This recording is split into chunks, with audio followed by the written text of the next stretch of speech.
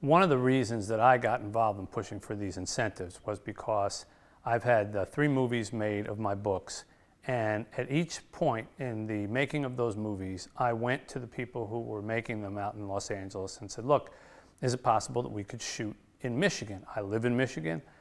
Some of the books and stories that I've written have sort of been inspired by things that have happened in Michigan. And initially they said, well, okay, what's the incentive? And at first I didn't even know what that meant. And I said, well, what do you mean what's the incentive? Well, most states have some kind of tax incentive, or Canada has a tax incentive. What's Michigan's incentive? I went back and looked, and it was minuscule. And as soon as I told them what it was, they said, nope, we're going to shoot in Connecticut. No, we're going to shoot in Vancouver.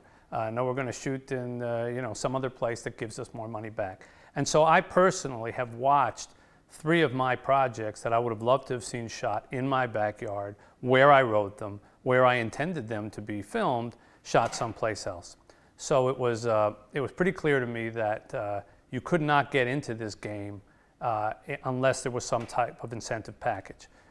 From the moment that the tax incentives passed, in fact, even before they passed, I started to hear about, hey, I hear Michigan's putting through a tax incentive. What can you tell us about it? Suddenly I became one of the most popular people in the state from the movie business perspective, because people knew how to find me. Writers knew how to find me, screenwriters knew how to find me, directors knew how to find me, studios knew how to find me. And so I seemed to become everybody's sort of first call. Hey, we hear they have those incentives. We're looking to make a movie. Who do we talk to?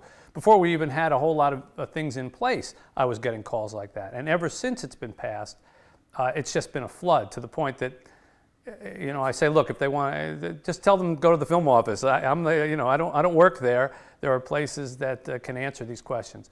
So, to put it very simply, in basic terms, it's night and day.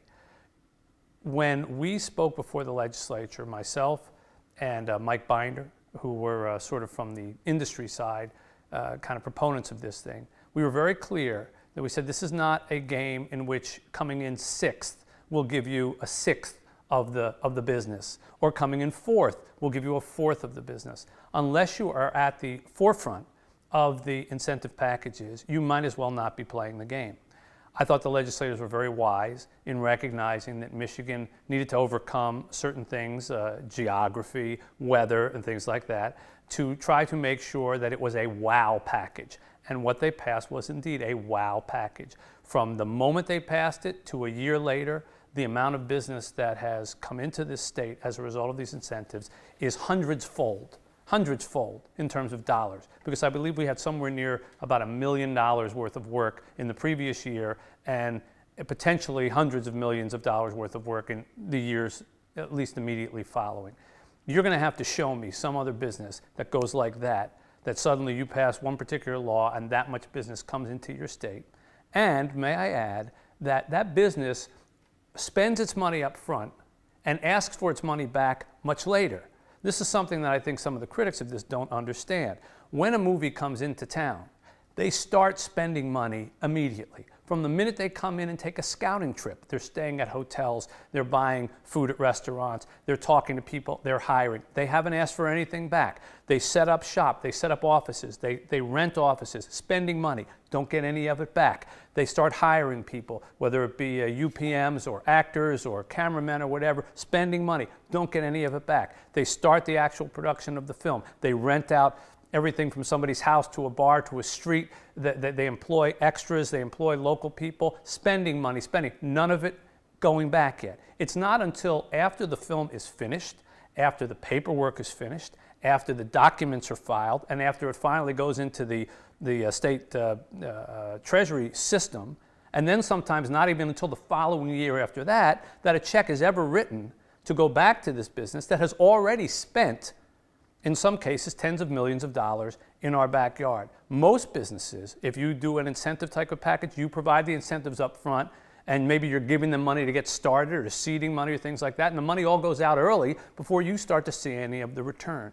So sometimes people who are critical of, well, gee, look how much money we're giving back to these things, don't understand that in the famous old adage, time is money, the money is spent where we need it right now, here in our backyard, encouraging infrastructure, encouraging jobs, spending on every kind of service, from food to rent a car to hotel and everything. And the check that you write for it, in some cases, doesn't come until a year after they're already gone.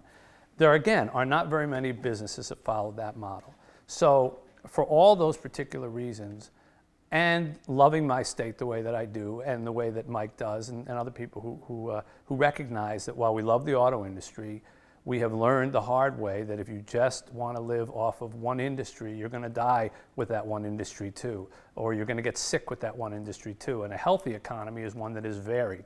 And here was a chance to invite business into a state that hadn't done it before, and by virtue of being hardworking, offering a good incentive, and showing them, which we never had a chance to do before, showing them that we're capable of being a great backdrop for movies, capable of being a great labor source for movies, capable of being a great creative source for movies, something they never would have bothered to come look at before. They weren't walking through Michigan. It's like I told you at the beginning. I said, come shoot in Michigan. What's the incentive? Forget it. We're not coming there. It wasn't, well, we'll come shop around, we'll look. No, you don't even get a glance. And suddenly, not only are we getting a glance, they're coming and they're liking what they're seeing, and we have a chance to seed a new industry in the state of Michigan.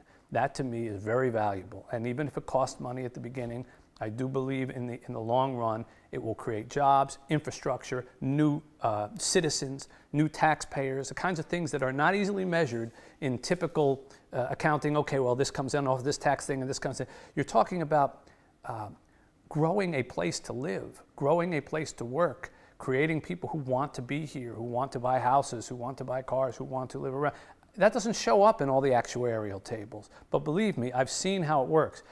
Mike Binder and I tease about this all the time. If it was a bad model, if it was such a terrible model, as sometimes critics would like to say it, how come states are crawling over each other trying to get it? How come Canada is red-faced at losing the business that it's lost to the United States and places like Michigan once we wisened up and figured out what was going on? Most people don't tend to fight over bad business propositions. They say, you can have it.